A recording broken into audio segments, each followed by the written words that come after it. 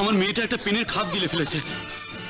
5,000 টাকা জমা করুন। 5,000? মেয়েকে যদি বাঁচাতে চান আর দেরি করবেন না। আচ্ছা, এই হাসপাতাল অপারেশন থিয়েটারটা কোন দিকে? এই হাসপাতালে তো কোনো অপারেশন থিয়েটার নেই। আপনারা কলকাতা থেকে এমন একজন ডাক্তার আনলেন, চলো। ফাইল পত্র নিয়ে এসে আমার কাছে জানতে চাইছে হাসপাতালে অপারেশন থিয়েটার করবার জন্য সরকার থেকে যে 10 লক্ষ টাকা আপনি পাইয়ে দিয়েছিলেন, সেই 10 লক্ষ টাকা নিয়ে আমি কি করেছি। আপনি কি বললেন? সত্যি আমি তো আর বলতে পারি না যে ওই 10 লক্ষ টাকা থেকে 3 লক্ষ টাকা নিয়ে আপনি আপনার মেয়ের বিয়ে দিয়েছিলেন, কিংবা টাকাটা পাইয়ে দিয়েছিলেন বলে হেলথ মিনিস্টারের সিএ কে 2 লক্ষ টাকা দিতে হয়েছিল।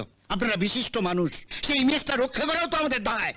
আপনারা এক একটা কার্য করেন আর আমাদের ঘাড়ে দোষ পড়ে। বলেন কি? আপনি অত উত্তেজিত হবেন না স্যার, আপনার হৃদয় অতি দুর্বল। যত দুর্বলই হোক, আপনার মতন একটা হৃদয়হীন ডাক্তারের কাছে হৃদয় পরীক্ষা করব কোন ভরসায়? আপনি এগুলো জমা রাখুন, আমরা টাকা দিয়ে ছাড়িয়ে নিয়ে যাব। আমরা কি বাইরে নার্সিংহোমে বোর্ড ঝুলিয়ে ভেতরে বন্ধকি কারবার খুলে বসেছি নাকি? তাছাড়া এগুলো সোনা না রোল গোল্ড? আপনি মিথ্যে রাগ করছেন স্যার।